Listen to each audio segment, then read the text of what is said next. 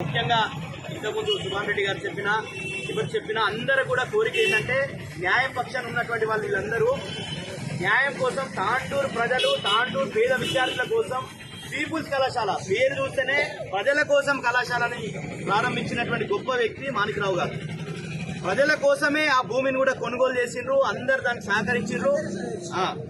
కాబట్టి ఆ భూమి ప్రజలకు చెందాలని చైర్పర్సన్ గారు చాలా సందర్భాల్లో నాకు అనేక సందర్భాల్లో ఆమె వచ్చేసి ఆమె ఈ ఏజ్ లో కూడా ఆ భూమి నాకు కావాలనో ఇంకోరు కావాలనో అని కాకుండా ప్రజలకు తాండూరు విద్యాభివృద్ధి కోసం కృషి చేయాలని కోరుకుంటారు. కాబట్టి దానికి తాండూరులో ఉన్నటువంటి ప్రజాస్వామ్యవాదులు ముఖ్యంగా పేదలు రైతులు అందరూ కూడా తాండూరు విద్యాభివృద్ధికి కృషి చేయడానికి అందరూ కూడా సహకరించాలి.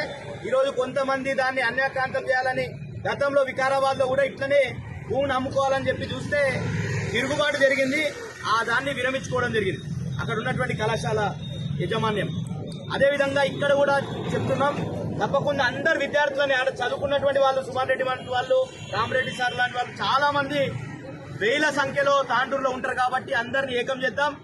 ఆ కళాశాలకు ఈ ట్రస్ట్ కి తోడ్పాటుగా ఉండే విధంగా ఆయన ఆశయ సాధన నిజంగా ఆయన ఆత్మ శాంతి ఎప్పుడు ఇస్తుందంటే అక్కడ ఒక కళాశాలను ఏదో ఒకటి ఉండాలని చెప్పేసి అప్పుడే మాత్రమే మాణిక్రావు గారి ఆత్మ శాంతిస్తా అని చెప్పేసి కోరుతూ ట్రస్ట్ సభ్యులందరూ కూడా మీరందరూ కూడా పెద్దలు చిన్నారెడ్డి గారు నిజాయితీకి మారుపేరుగా ఉంటారు. నేను రాజకీయాల్లో చాలా మంది నేతల్ని చూసినా కానీ నిజాయితీకి మారుపేరుగా రోజు మేము చర్చించుకుంటాం ఎవరు నిజాయితీగా ఎట్లుంటారు రాజకీయాల్లో. అట్లాంటి వ్యక్తి ఈరోజు ట్రస్ట్ సభ్యులుగా ఉన్నారు. కాబట్టి మీరు కూడా దయచేసి సార్ మీరు దీనికి సహకారం అందించండి.